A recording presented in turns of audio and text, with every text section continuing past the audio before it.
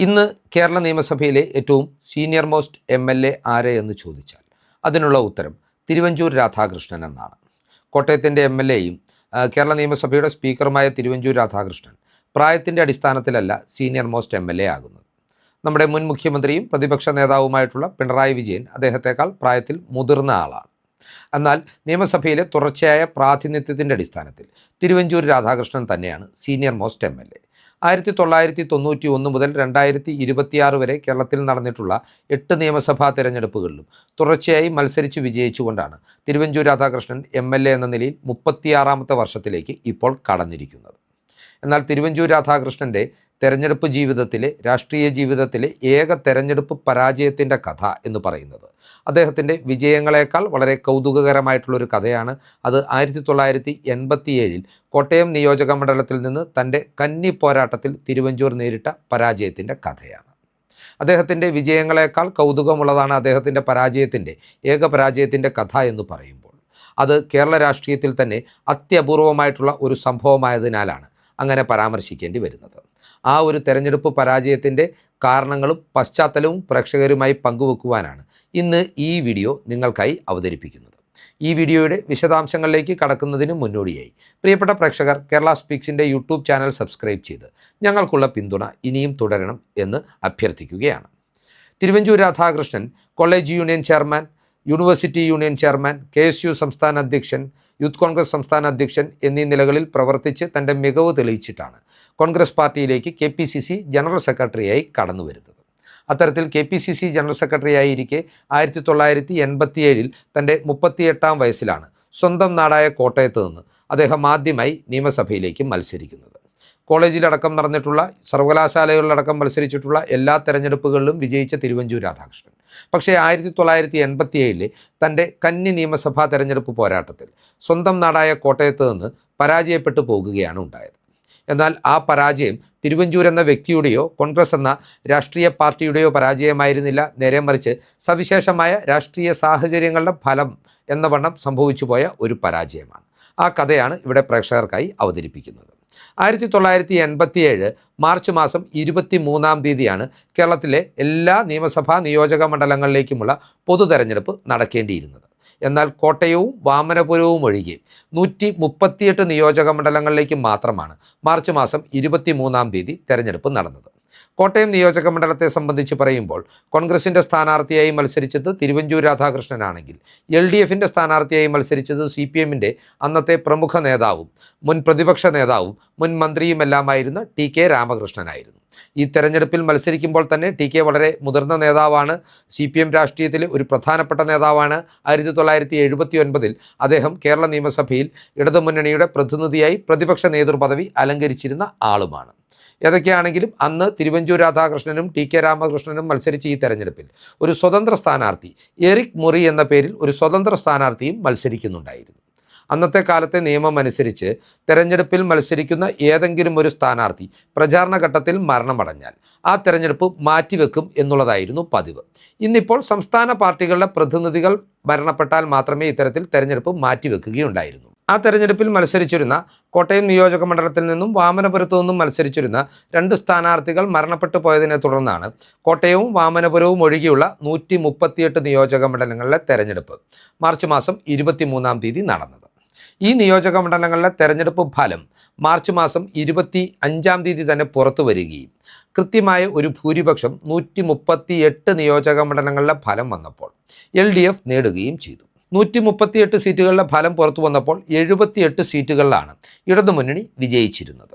ഈ 78 സീറ്റുകളിൽ വിജയം നേടിയ ഇടതുമുന്നണി അന്ന് ആ തെരഞ്ഞെടുപ്പിൽ EK നയനാരെ മുഖ്യമന്ത്രി സ്ഥാനാർത്ഥിയായി തീരുമാനിക്കുകയും അദ്ദേഹം മാർച്ച് മാസം 26-ാം തീയതി തന്നെ മുഖ്യമന്ത്രിയായി സത്യപ്രതിജ്ഞ ചെയ്യുകയും ചെയ്തു.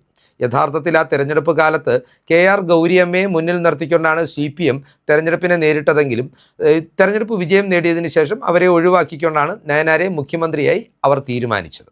ഏതൊക്കെയാണെങ്കിലും അധികാരം ഏറ്റെടുത്ത നയനാർ മന്ത്രിസഭയിൽ MLA അല്ലാതിരുന്ന ഒരു വ്യക്തി കൂടി മന്ത്രിയായി സത്യപ്രതിജ്ഞ ചെയ്യുകയുണ്ടായി. അത് മറ്റാരുമല്ല, കോട്ടയം നിയോജക മണ്ഡലത്തിൽ നിന്ന് LDF സ്ഥാനാർത്ഥിയായി മത്സരിക്കേണ്ടിയിരുന്ന ടി.കെ. രാമകൃഷ്ണനാണ് അന്ന് MLA അല്ലാതിരുന്നിട്ടും നയനാർ മന്ത്രിസഭയിൽ മന്ത്രിയായി സത്യപ്രതിജ്ഞ ചെയ്ത് അധികാരമേറ്റെടുത്തത്. തുടർന്ന് കോട്ടയം നിയോജക മണ്ഡലത്തിലെ തെരഞ്ഞെടുപ്പ് നിശ്ചയിച്ചത് 1987 ജൂൺ മാസം 2-ാം തീയതിയാണ്. അതായത് പുതിയ സർക്കാർ അധികാരത്തിലെത്തി 2 മാസം പൂർത്തിയാക്കിയതിന് ശേഷം മന്ത്രി എന്ന നിലയിൽ ടി.കെ. രാമകൃഷ്ണൻ കോട്ടയത്ത് നിന്ന് LDF സ്ഥാനാർത്ഥിയായി ജനവിധി തേടുന്നു. മറുവശത്തുള്ള UDF സ്ഥാനാർത്ഥി ആരെ എന്ന് ചോദിച്ചാൽ അത് നിയമസഭാ തെരഞ്ഞെടുപ്പ് രംഗത്തെ പുതുമുഖ സ്ഥാനാർത്ഥിയായിട്ടുള്ള ചെറുപ്പക്കാരനായിട്ടുള്ള സ്ഥാനാർത്ഥിയായിട്ടുള്ള തിരുവഞ്ചൂർ രാധാകൃഷ്ണനാണ്. അവിടെ കോട്ടയത്തെ ജനങ്ങൾക്ക് മുമ്പിൽ ഒരു ധർമ്മസങ്കടം ഉണ്ടാകുകയുണ്ടായി. തിരുവഞ്ചൂർ രാധാകൃഷ്ണൻ്റെ പ്രവർത്തന മേഖല കോട്ടയമായിരുന്നതുകൊണ്ട് തന്നെ അദ്ദേഹത്തിന് വലിയ സ്വീകാര്യത കോട്ടയം നിയോജക മണ്ഡലത്തിൽ ഉണ്ടായിരുന്നു. എന്നിരുന്നാൽ പോലും ജനങ്ങൾ നോക്കുമ്പോൾ ഒരു വശത്ത് മത്സരിക്കുന്നത് താരതമ്യേന ചെറുപ്പക്കാരനായിട്ടുള്ള പുതുമുഖ സ്ഥാനാർത്ഥി UDFന് വേണ്ടി, മറുവശത്ത് മത്സരിക്കുന്നത് ഇപ്പോൾ കേരളം ഭരിക്കുന്ന സംസ്ഥാന സർക്കാരിലെ മന്ത്രിയായിട്ടുള്ള CPMൻ്റെ മുതിർന്ന നേതാവ്. അപ്പോൾ അവരുടെ ചോയ്സ് എന്ന് പറയുന്നത് നാച്ചുറലായിട്ടും ഒരു മന്ത്രി തുടർച്ചയായി ഭരണം നടത്തുവാൻ പോകുന്ന അധികാരത്തിലിരിക്കുന്ന സർക്കാരിൻ്റെ ഭാഗമായിട്ടുള്ള ഒരു മന്ത്രിയെ പ്രതിനിധിയായി തിരഞ്ഞെടുക്കണമോ അതോ പ്രതിപക്ഷ നിരയിലേക്ക് ഇരിക്കുവാനായി ഒരു യുവ നേതാവിനെ, ഒരു പുതുമുഖ സ്ഥാനാർത്ഥിയെ UDF സ്ഥാനാർത്ഥിയായി തിരഞ്ഞെടുക്കണമോ എന്നൊരു ചോയ്സ് ആയിരുന്നു ജനങ്ങൾക്ക് മുമ്പിലുണ്ടായിരുന്നത്. സ്വാഭാവികമായും വികസനം ആഗ്രഹിക്കുന്ന ഒരു മന്ത്രിയുടെ പ്രതിനിധാനം ആഗ്രഹിക്കുന്ന ജനങ്ങൾ മന്ത്രിക്ക് വോട്ട് ചെയ്യുകയും അത്തരത്തിൽ ടി.കെ. രാമകൃഷ്ണന് വലിയ പിന്തുണ ലഭിക്കുകയും അദ്ദേഹം ആ തെരഞ്ഞെടുപ്പിൽ 9,000-ൽ പരം വോട്ടുകൾക്ക് തിരുവഞ്ചൂർ രാധാകൃഷ്ണനെ പരാജയപ്പെടുത്തിക്കൊണ്ട് കോട്ടയത്തിൻ്റെ MLA ആയി തിരഞ്ഞെടുക്കപ്പെടുകയും ചെയ്തു. നിങ്ങൾ ഓർക്കണം, കേരള രാഷ്ട്രീയത്തിൽ തന്നെ അപൂർവങ്ങളിൽ അപൂർവമായിട്ടുള്ള ഒരു സാഹചര്യമാണ് 1987 ജൂൺ മാസം 2-ാം തീയതി കോട്ടയത്ത് നടന്നിട്ടുള്ള ആ തെരഞ്ഞെടുപ്പ്. ഒരു വശത്ത് ഒരു മന്ത്രി സ്ഥാനാർത്ഥിയായി മത്സരിക്കുന്നു. ആ മന്ത്രിക്ക് ഒരു ഫുൾ ടേം അധികാരം നിലനിൽക്കുന്നു. കാരണം അദ്ദേഹം മന്ത്രിയായ സർക്കാർ കേവലം 2 മാസം മാത്രമേ പൂർത്തിയാക്കിയിട്ടുള്ളൂ. മറുവശത്ത് കേരളത്തിൽ എമ്പാടും അറിയപ്പെടുന്ന കോൺഗ്രസ് യുവനിരയിലെ പ്രമുഖനായിട്ടുള്ള തിരുവഞ്ചൂർ രാധാകൃഷ്ണൻ ഒരു പുതുമുഖ സ്ഥാനാർത്ഥി എന്ന നിലയിൽ UDFന് വേണ്ടി മത്സരിക്കുന്നു. അതുകൊണ്ടാണ് ഞാൻ ആദ്യമേ പറഞ്ഞത്, തിരുവഞ്ചൂർ രാധാകൃഷ്ണനോ അല്ലെങ്കിൽ ഇന്ത്യൻ നാഷണൽ കോൺഗ്രസോ അല്ല ആ തെരഞ്ഞെടുപ്പിൽ പരാജയപ്പെട്ടത്. നേരെ മറിച്ച് ജനങ്ങൾ വളരെ സ്വാഭാവികമായി ഒരു തീരുമാനം എടുക്കുവാൻ നിർബന്ധിതമാകുന്ന സാഹചര്യമായിരുന്നു. അതുകൊണ്ട് തന്നെ അതൊരു ഈക്വൽ പ്ലാറ്റ്ഫോമിൽ നടന്നിട്ടുള്ള ഇലക്ഷൻ അല്ല എന്നതും നമ്മൾ ഓർക്കണം. ഏകപക്ഷീയമായ ഒരു പോരാട്ടമായിരുന്നു. എന്നിരുന്നാൽ പോലും ആ പോരാട്ടത്തിൽ തിരുവഞ്ചൂർ രാധാകൃഷ്ണന് ടി.കെ. രാമകൃഷ്ണനോട് കേവലം 9,000 വോട്ടുകൾക്ക് മാത്രമാണ് അടിയറവ് പറയേണ്ടി വന്നത്.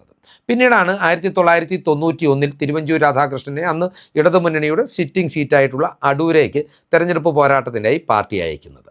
അന്ന് 4,000-ൽ പരം വോട്ടുകൾക്ക് സിറ്റിംഗ് MLAയെ പരാജയപ്പെടുത്തി വിജയിച്ച തിരുവഞ്ചൂർ പിന്നീട് അടൂരിൽ താൻ മത്സരിച്ച മറ്റ് 3 തിരഞ്ഞെടുപ്പുകളിലും, അതായത് 96-ലും 2001-ലും 2006-ലും തൻ്റെ ഭൂരിപക്ഷം വർദ്ധിപ്പിച്ചു കൊണ്ടുവരികയാണ് ഉണ്ടായത്. പിന്നീട് 2011-ൽ മണ്ഡല പുനർനിർണയം നടന്നപ്പോഴാണ് തിരുവഞ്ചൂർ രാധാകൃഷ്ണൻ അടൂർ ഒരു സംവരണ മണ്ഡലമായതോടുകൂടി തൻ്റെ തട്ടകമായ കോട്ടയത്തേക്ക് മടങ്ങിയത്. അന്നും സിറ്റിംഗ് MLA ആയ VN വാസവനോട് കടുത്ത പോരാട്ടം നേരിട്ട തിരുവഞ്ചൂർ 500-ൽ താഴെ വോട്ടുകൾക്ക് മാത്രമാണ് 2011-ൽ കോട്ടയത്ത് നിന്ന് വിജയിച്ചത്. എന്നാൽ 2016-ലും 2021-ലും 2026-ലും 10,000-കണക്കിന് വോട്ടുകളുടെ ഭൂരിപക്ഷത്തിൽ തിരുവഞ്ചൂർ രാധാകൃഷ്ണൻ ഉജ്ജ്വല വിജയമാണ് നേടിയെടുത്തത്.